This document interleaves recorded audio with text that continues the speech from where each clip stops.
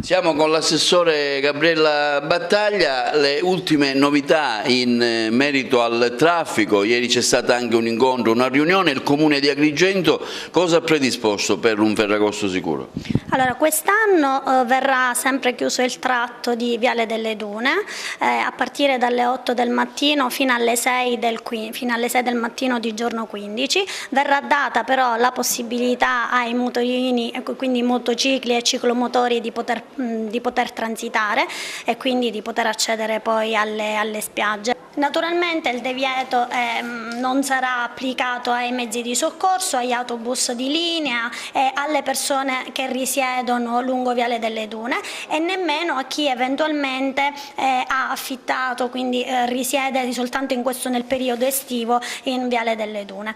Per quanto riguarda invece gli autobus della TUA, quindi il trasporto urbano, le ultime corse del 2 sbarrato e 3 sbarrato verranno addirittura prolungate fino alle 12:30 per consentire a chi fosse privo di macchina o comunque non potesse, visto che la strada è chiusa non si può accedere con la macchina, anche di arrivare con i mezzi pubblici alle spiagge.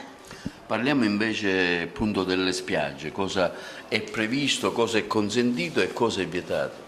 Allora, per quanto riguarda le spiagge è stata già emessa ieri l'ordinanza sindacale in cui si dice molto chiaramente che è assolutamente vietato fare fuochi, accendere braci e campeggiare, quindi queste cose sono assolutamente vietate. Quindi è vietato anche il trasporto della legna, per cui si dovesse caricare la legna in macchina al primo posto di blocco si verrebbe multati.